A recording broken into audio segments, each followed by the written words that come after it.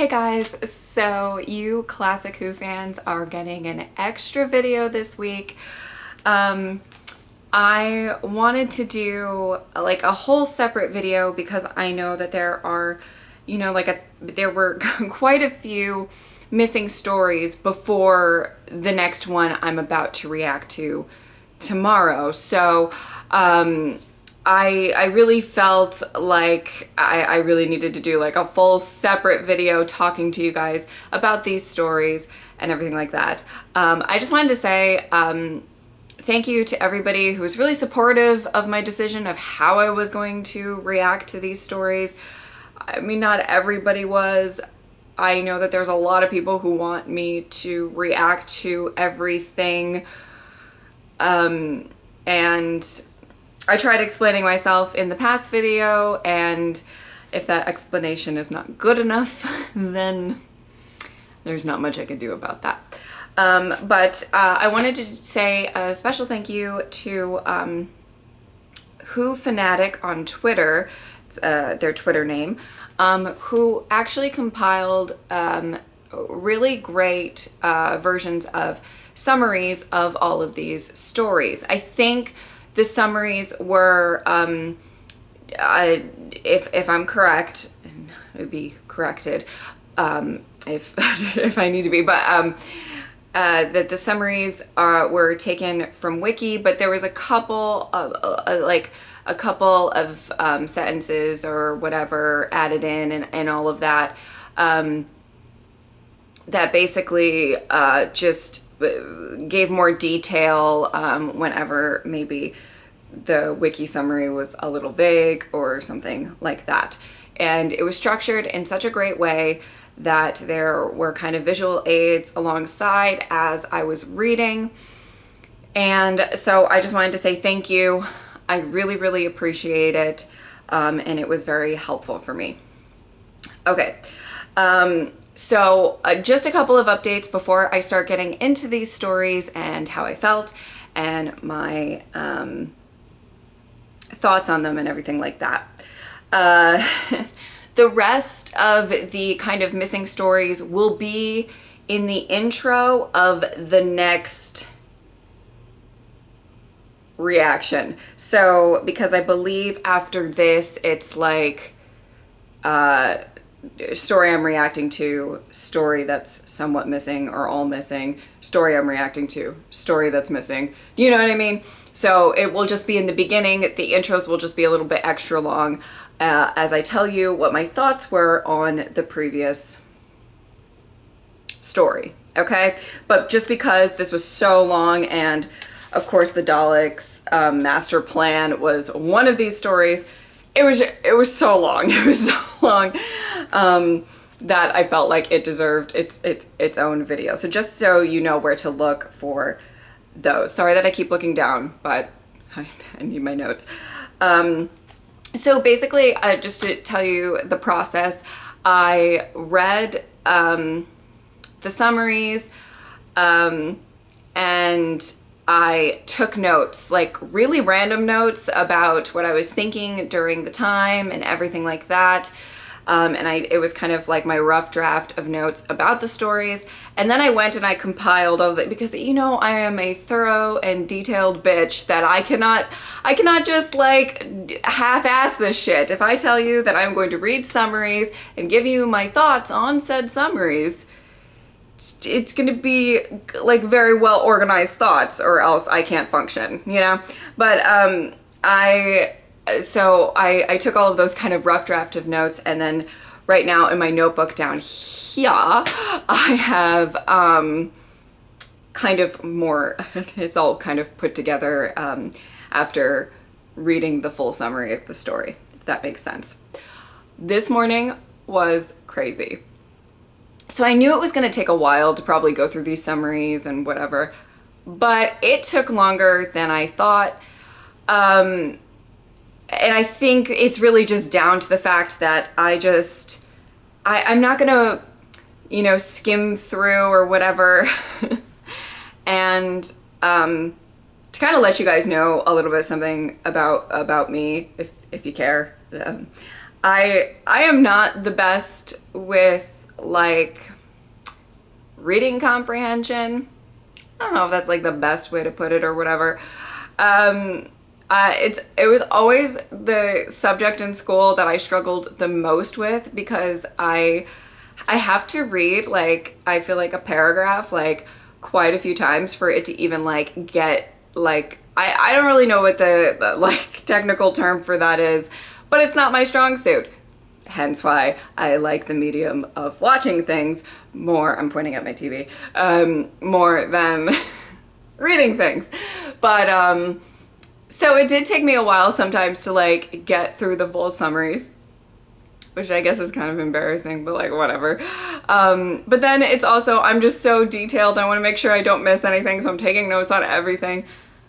Oh my God, guys. So I was going to record my reactions this morning and just do the summaries beforehand, and I knew it was going to take a while, but it took me like 5 to 6 hours. It took me a long time to get all my thoughts. I hope that like kind of in some level you guys appreciate that I put that much effort into it and everything, but I was kind of caught off guard by how long and how much I wanted to be so like organized with it and give you guys the best thoughts on these stories that I could possibly give. And there's gonna be a couple of times throughout this that I just have like a question that I'm gonna be posing to you guys. So if I come across those questions at any point in time, you can answer them down below in the comments. But yeah, you guys can let me know if you actually like this video or not, or if it's, I don't know. Anyway, all right, so I'm gonna get into this. So there are 5 different stories, one of them very, very long with a lot of notes. So I'm just going to get right into this. And this is gonna be, just so you guys know, this is gonna be a full unedited video. So if I misspeak or say a name wrong or fumble my words, whatever it is, I'm just gonna leave it in because I'm already behind schedule with the reaction to the next story that I'm going to do, because this all took so long that I don't have time to edit this down to, you know, so I'm sorry, 1, for this video probably being very long, and 2, in case I kind of mess something up as I'm speaking. I try not to, but we're all human, right? All right, so Galaxy 4, we're gonna start with Galaxy 4. And just my few thoughts on this story.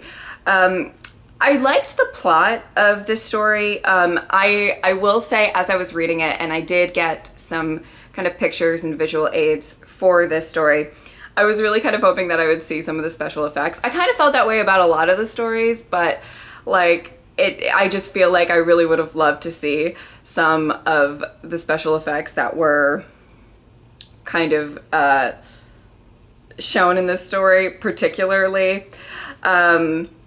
I like seeing the progression of all of the special effects throughout Classic Who, and how they kind of do different things. So that was just a thought that I had when I was reading it. I love the fact that Steven is suspicious of everyone. He is so skeptical and suspicious, and he doesn't trust anybody. You know, he meets the Dravins. Again, I don't know if I'm saying these names correctly, because obviously I didn't hear it, so just, I'm so sorry if I get it wrong. And his suspicions really helped out in this story. He didn't trust anybody at their word. I kind of really like that about him. And I like that he was even suspicious of the Rill. Am I saying that right? When he kind of comes face to face, and he doesn't even believe what the Rill is saying, if he's gonna let the doctor go or not. And I really just like that kind of skepticism in Steven, which I feel like not every character can pull off pretty well, but even just on paper, I feel like he does pull it off okay. And I think it's really useful to have somebody in the TARDIS team every so often that is more of a skeptic and a little doesn't trust people right off the bat. There was a couple moments in this story that I felt like I got to see Vicky's need to always do the right thing, and I love that she always seems to have very little tolerance for cruelty of any kind. I've seen that in a lot of different stories before. I like her need for justice and doing the right thing, and that's really kind of what drives her in a lot of her actions in these stories. She wasn't super focused on in this story, but I as much as maybe some others, but I really liked that kind of part of her. Maga, I don't know if I'm saying that right again. What I wrote, Maga was a cruel and crazy bitch. That is what I wrote. It seemed so, she seemed like really evil, and I don't know if that's just the way that it was written, that I read, but oh my god, and like killing her own soldier and blaming it. There was all this bullshit going on. Bullshit. She was crazy. And really, at the end of the day, karma was a bitch, rather just say, for her. I really liked this story in the sense that I loved that the TARDIS crew was kind of thrust into a conflict of some kind. And it was kind of up to, as kind of time went on and as the story went on, it was like the mystery kind of unfolded of who could be trusted, who couldn't. And it did really lend to the fact that like Stephen has very, like he's very skeptical of people and all of that stuff. And I really loved that it kind of, you know, at least as I was reading, it's like I was guessing, who are we going to trust? After a while, it seemed pretty clear who you should trust. But I really, really liked that aspect of this story in particular. And so my first question posed to you guys, if you want to respond, is do you think the Doctor now, meaning kind of after everything that either, or I would say one of the newer Doctors, maybe like the 12th Doctor or the 13th Doctor or something like that, do you think that they would leave Maga, if I'm saying that right, and the Dravians, I swear I don't know if I'm saying these things right, to die? I mean, they just you know, dematerialized, and they were on their way, and they were like, it sucks to be you. So let me know what you guys think about that, and if that's something that you think, and what would it take for the Doctor to take that action? Just a question. All right, so now I'm going to move on to Mission to the Unknown. Really interesting, and I know it's a one-parter. I thought it was really interesting. It possibly is the equivalent to maybe like a mini-sode or something like that nowadays. But I really, really loved the idea of there being agents from a space security service with a mission to stop the Daleks. I really, really liked that a lot. And I loved the idea that it was kind of a short story. It seemed like kind of like a prequel, whatever you want to call it, to the Daleks' master plan and everything that was setting up for that. But it kind of went in depth and kind of gave a little more perspective that it's not just like the Daleks. There's a whole universe full of people that are probably affected by what the Daleks are doing or their master plan or whatever the fuck they're up to. That it really got me thinking that I would absolutely love, not that, I mean, I always have so many ideas for like specials and things that like are probably all really stupid, but I would love to see some type of like mini series that's obviously takes place in the Whoniverse, but is kind of very similar, and it's about like certain agents fighting the Daleks, preventing the Daleks, and not necessarily, you know, not necessarily with the Doctor involved, you know. I find that to be, I feel like that would be kind of a really interesting thing to go into, to see how, you know, maybe different types of soldiers or agents or whatever you want to call them can fight, and show that aspect of it. Kind of a nice, maybe, underdog story. I love an underdog story, you know? Anyway, it got me thinking, and how would they kind of fight off a Dalek invasion or something like that without the help of the Doctor? I think that would be really interesting to kind of look into. But, you know, my ideas of what they should do for random specials and stuff it's getting long. It's getting to be a very, very long list, so.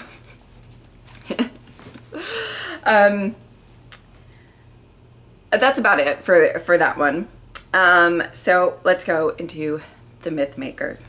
Okay, so there's a lot to be said, I guess, about this. So the first note that I have is I really, really love the idea of the Doctor being mistaken for Zeus. I loved that whole kind of notion or idea or whatever you want to call it. And I liked that at one point the Doctor and Vicky both had to kind of prove their worth or their intelligence or their godliness or whatever you want to call it, by being on opposite sides of the Trojan War. I really, really liked that, because I've always found Vicky to be such a clever companion. She's very smart and she's very strong-willed. I really like that about her, and it was kind of really interesting. It didn't come to a head like I really thought it might as I was reading it, but nonetheless, I really love the idea of that, you know, like the Doctor working with one side, a companion working with the other, and how that goes. I really was very interested in a lot of little aspects of the story that had to do with those things. So one thing that I really wanted to say is that I really wish that I could have seen some interactions on screen, so to speak. The one would be the Doctor and Odysseus.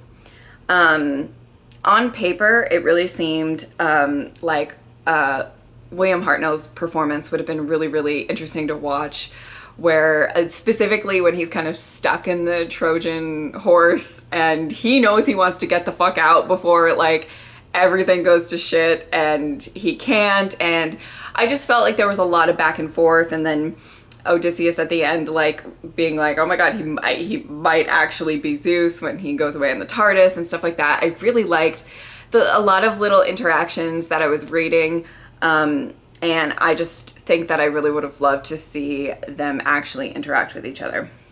The other one would be Vicky and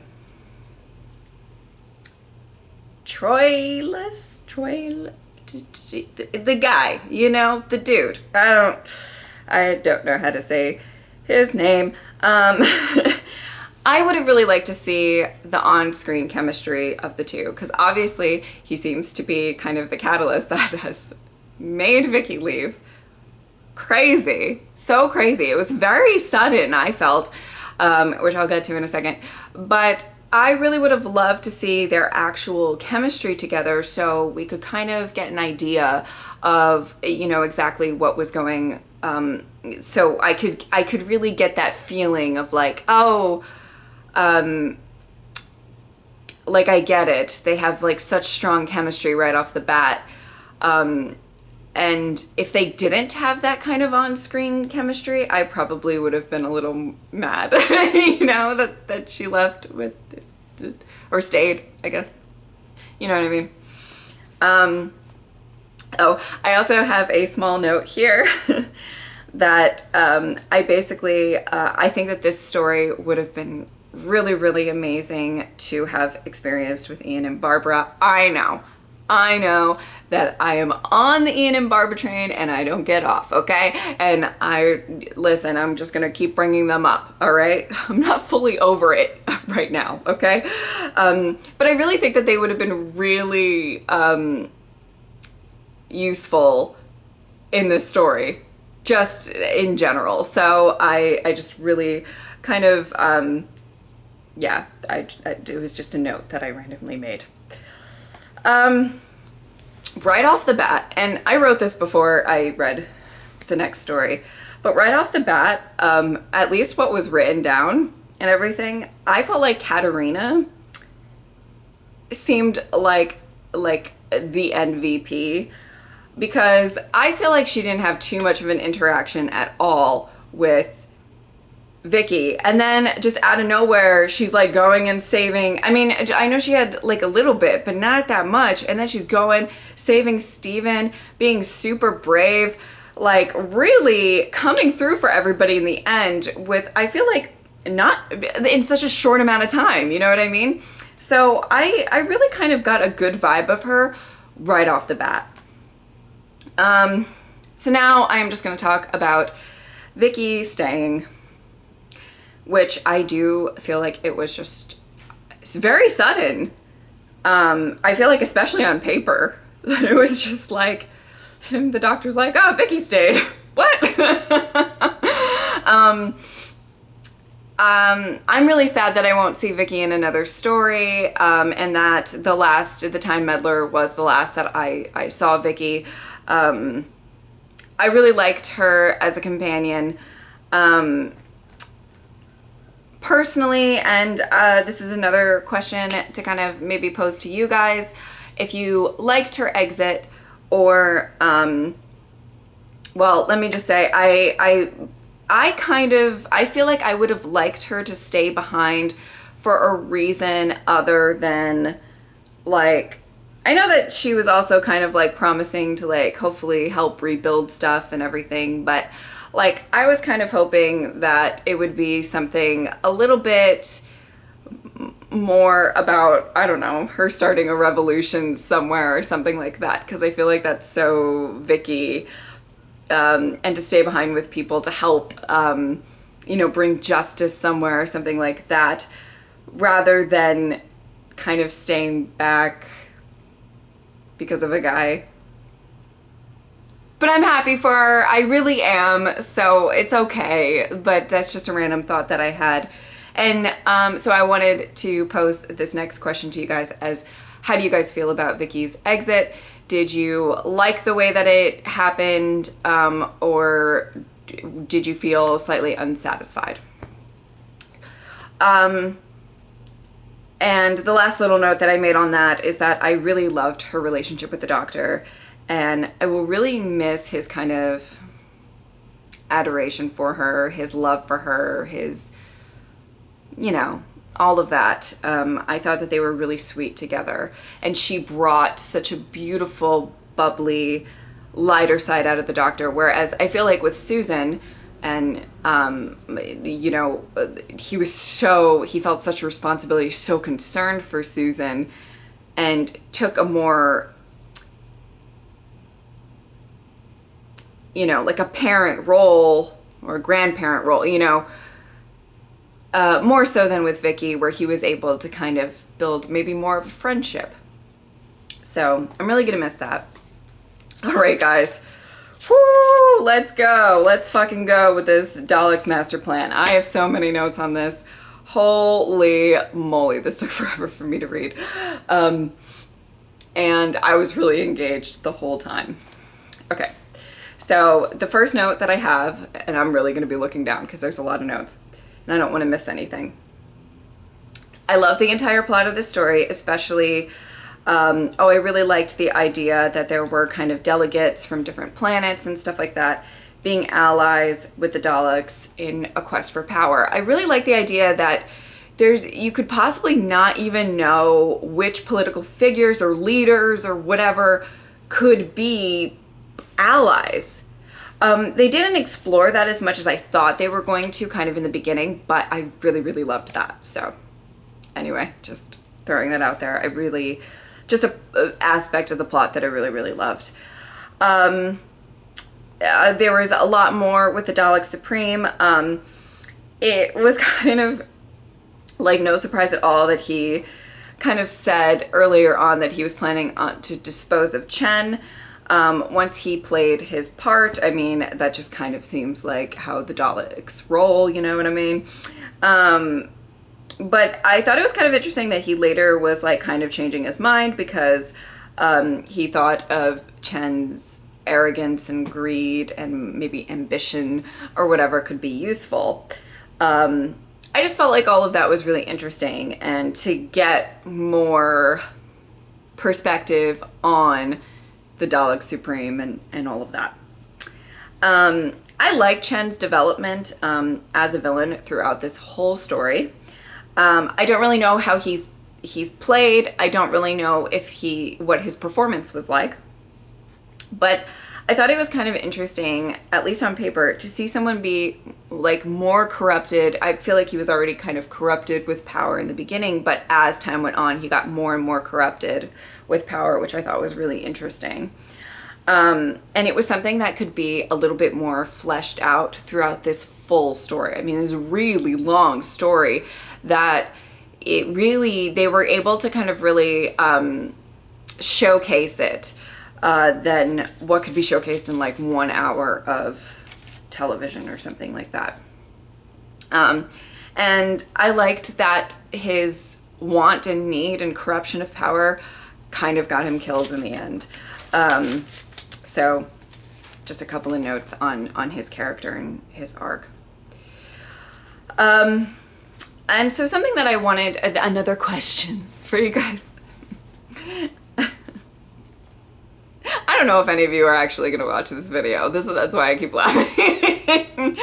But do you think the First Doctor's actions change when people he has strong relationships with aren't around? Would he be more cautious if somebody like Vicky was there? There was just a couple of things. He seemed to really go head in to a couple of things in the beginning of this story, and it just made me think, even at the earlier stages with Barbara and Ian were the first few stories that he didn't necessarily trust them right off the bat, and it took him a while to like kind of get used to them and everything like that.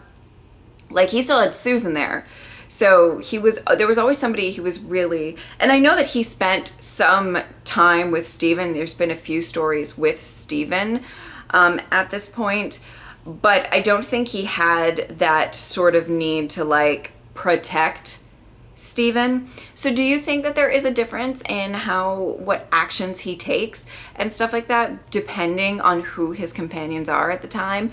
And I just wanted to pose that question. And this is like in relation to the First Doctor specifically. Yeah, so just let me know what you guys think about that. All right, so here we go. So the main thing that I really wanted to say about this story, I mean, there's a lot, but this was one of the big ones, is I really wish I could have seen Katarina and the actress's performance of Katarina, because on paper, it seems like such a fascinating role to me. I was just so invested in her character, and like I feel like I gasped.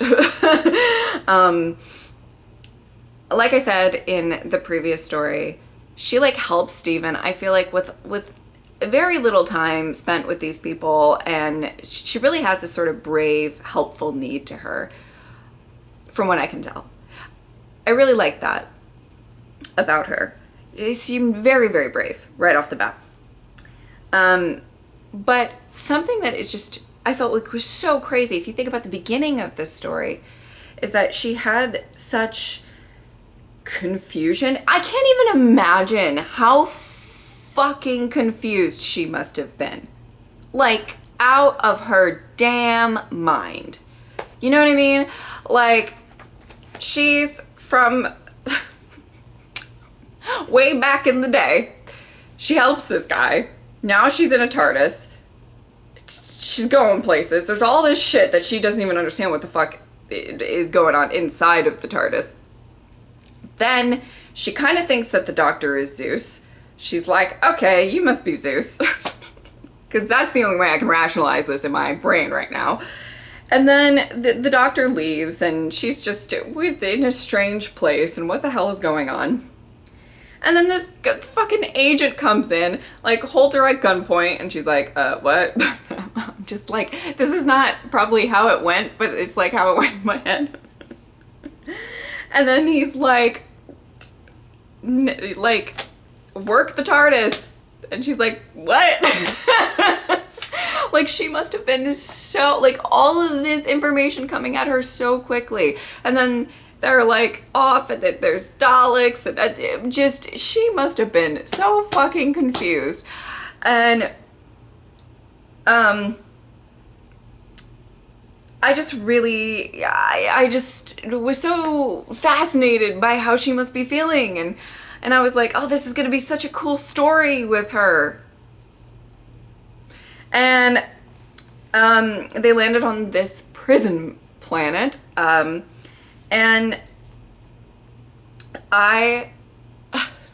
it was insane. First of all, I really like the idea of a prison planet, just in general. I liked the idea of that. But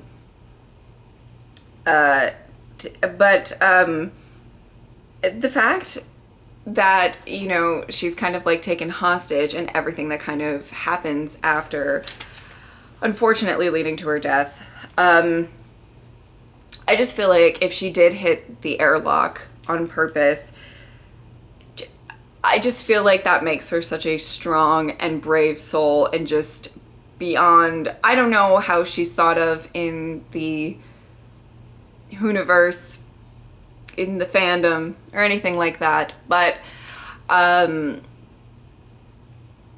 me, I don't know, I felt it, and it was just on paper, but I felt it.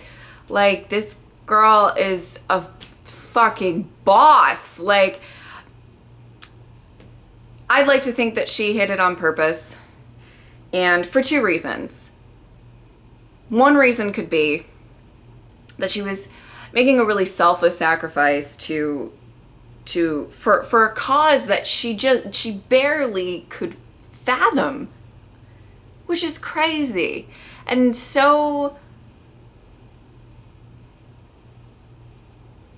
brave, and kind of like a leap of faith in a sense, but not really, but sort of, and just such a moment, I feel like. Or she did it just to spite this motherfucker that had a knife to her throat, because she's a spiteful bitch. At the same, I just, you know what I mean? I'm fine with either. Selfless hero, spiteful bitch. Maybe a bit of both. But let me just say this. I only kind of experienced her character, Katarina's character, on paper, but in my eyes and in my heart, I know that she is a bad bitch. A bad bitch. And I live for her, okay? So I just wanted to share that with you guys. I feel very passionate about it. Even a companion that I didn't technically see with my own eyes had a strong effect on me. So, if she's technically a companion, but you know what I mean. Character, we'll say. I found, you know, so after that happened, which I was really kind of sad about, or shocked about, we meet Sarah, and Sarah seemed to be really interesting. That kind of changed for the better fairly quickly. I liked her character. I was really shocked to learn that after she shot Brett, that she revealed he was her brother. I was a little, and I don't know if I missed something, or something didn't translate right to page or something like that, but I was like, that's really random. Why did you just shoot him? Like, was it as random on screen? I don't know. You guys can let me know. I really love the parts of this story where Stephen's personality shines through. Again, he was so skeptical when they found, this is towards the end of the story, when they found the delegates in the kind of cell of freeing and trusting them and everything like that. Of course, because you know Stephen trusts nobody. Nobody. You have to prove your worth to Stevens. My God. I kind of like the little bit where they were kind of making fun of his kind of technological smarts, and he kind of got knocked unconscious because of his pride, but it worked and actually was very helpful for them at the end. So for me, I feel like as much as I can tell through what's written and what kind of little bit that I've seen of him, he seems really stubborn, but also very skeptical, and those are both qualities that I can really, really relate to. So I feel like I do really like Stephen. I did freak out for a moment when they landed in 1960s England, because I was like, ooh, Bahrainian. But of course, that's where my mind goes to. Why would my mind go to anything else? It's me. One track mind here. I found that the end of part 7 seemed like a really fun time. And at the end of it, when there was like the Christmas message and the Christmas toast, I was like, oh, okay. Because like everything was really serious. Really, really serious. And we're leading up to this point. And then it's like, we're on a film set and everything's kind of wacky, and we're running into like Bing Crosby and like all this shit's going on, and it just seemed like a complete tone shift from the rest of the story. So yeah, I love a good Christmas toast in the middle of a crazy Dalek story, you know what I mean? Like just randomly. I'm assuming that that specific episode aired on or around Christmas or something like that, and that's why that happened, but nonetheless, I found it really funny. All right, now getting into some more stuff with this story. I loved seeing the monk again. I really didn't think we were gonna see him again, or if we did, he would maybe have a different face with a different doctor or something like that in the future, something like that. I loved the fact that they kind of touched on the fact that the doctor kind of had to face consequences of leaving the monk stranded, that now the monk has this kind of thirst for revenge against the doctor. I really, really liked that. And I like the idea of them where the two are continuously trying to one-up each other. It just all kind of was really, I don't know, I just found it really interesting. And I really liked seeing him again, reading him again, but you know what I mean.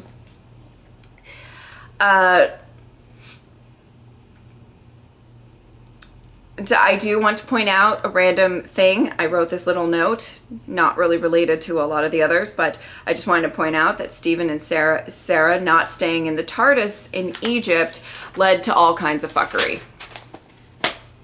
Stay in the TARDIS. Just message from Seska. I really liked the ending, and I thought it was really unique. First of all, I just have to say the Time Destructor is such a great name for the Daleks' like ultimate weapon. Like the names in Classic Who are just amazing. I liked that it was aging Sarah and the Doctor and, let's say, the full planet. Sarah seemed to be such a strong fighter. She didn't, get to my heart as much as like Katarina did, but Sarah, girl, I mean, you did your thing, and she was a very big fighter until the very end, and I feel like a horrible way to go, like a really horrible way to go, and And this story was crazy because I felt like there were so many casualties. And I thought that made it really stand out, and it was quite a really strong story in that regard. I did like that at the end, the time destructor backfired on the Daleks. There was a lot of backfiring, I feel like, happening in some regards of this story and everything.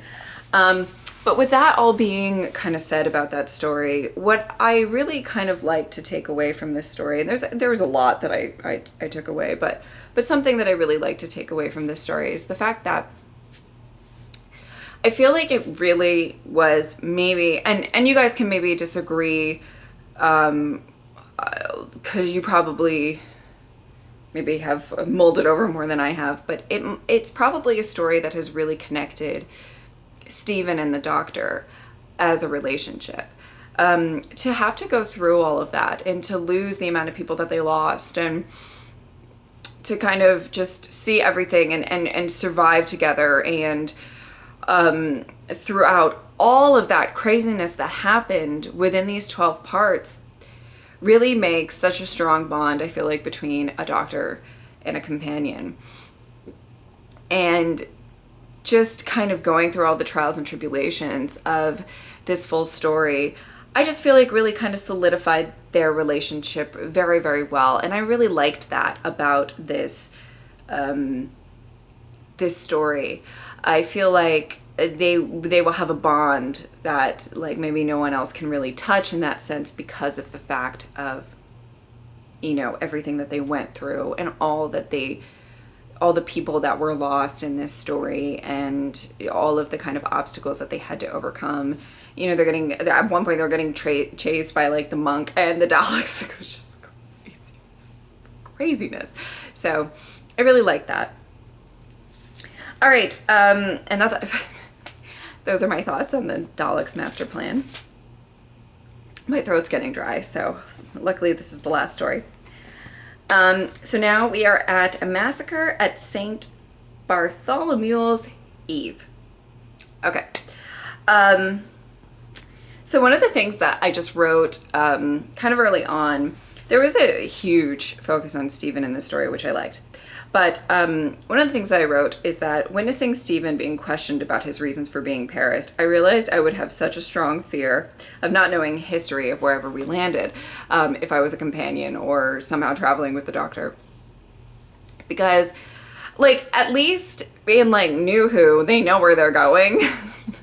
And, like, sometimes it's not exactly what they expect or whatever. Like, sure, get it. But, like, in general, like, and then I can do research in the TARDIS before we get to, I mean, let's be fair, guys. I'm never leaving the TARDIS myself anyway.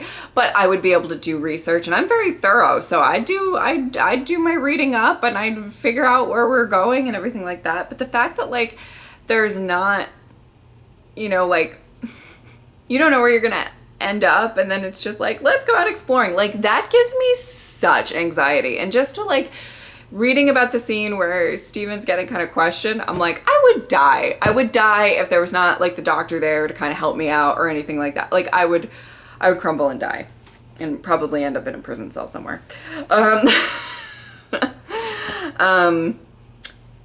I really liked that we were able to see Stephen navigate and kind of politic his way to finding the Doctor on his own, being able to prove his worth, that he wasn't a spy, and there was just kind of a lot of examples throughout this full story. I really liked the focus on Stephen during this whole story. I felt like it was really great to kind of see him kind of have to figure out things on his own. And it would be great if maybe we could see that with, you know, a story in the next season of New Who, with, you know, the 13th Doctor companions, maybe have a 13th Doctor light episode, and the companions really have to navigate their way through whether it's a historical time period or in the future or whatever. I think that would be really interesting. And it gives you a good sense of, like, who a companion really is when they're kind of put to the test like that. And I really liked the relationship that he developed with Anne. It seemed very, very sweet. Okay, so in general, this story didn't grab me like most of the other stories that I read. I don't really know why, but the ending seemed nuts and just so very special in so many ways. And again, I know that I'm just reading it, but it's just the vibe that I got. I loved the fact that Stephen was angry with the Doctor with his rules of rewriting history. You know, we kind of see that come up a lot in different aspects of Doctor Who, and why can't we rewrite history, and what does it mean? And I remember, you know, for me, I had that same question when I was starting off watching Doctor Who and going through New Who, and because I feel like it was stated a few times but not really explored, and then there was a few examples of it actually getting explored, and I really loved that whenever we delved into that. I like that he kind of talks about the Doctor's disregard for human life. You know, a lot of times that's how it comes across, even though that may not really be the case. And I actually really love watching conflict between the Doctors and companions sometimes. Sometimes it's, if the reasoning behind it is really good, I love watching it. If I feel like it's a little bit forced, I don't really like watching it. Does that make sense? I feel like it brings depth to their relationship. I like seeing that the companions are flawed. I like seeing that the Doctor is flawed, or that they can disagree, or maybe you can see different sides of it. So I really loved that kind of angered Stephen in such a way that he kind of left Anne and to die.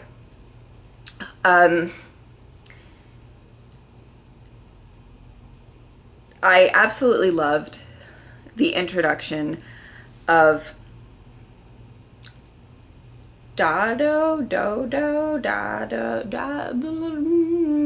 girl, and that the implications is that Anne actually survived.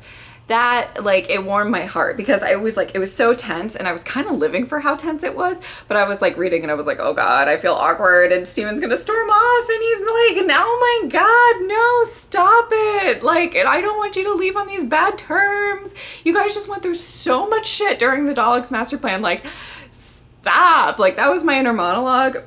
And then it kind of ended in kind of a nice, heartwarming sort of way, with kind of just the implications that Anne probably survived. And I really liked that.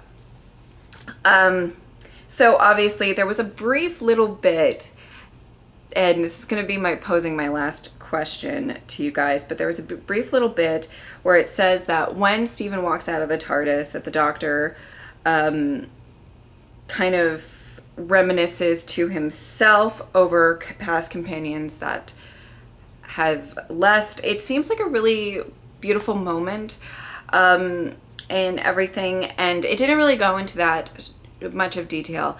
So if you guys at some point, and I'm not going to promise that it would be right, but if you guys want me to react to maybe the audio of that, I believe the audio has survived of that, you can let me know.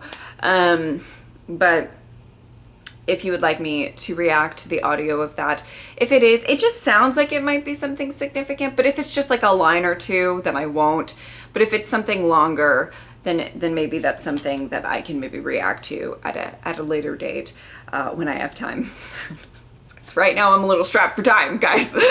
But and so that's kind of just my last question. I know that most of you guys will probably say yes. There's a lot of people who want me to react to literally anything and everything, so it's just, but let me know what you guys think about that.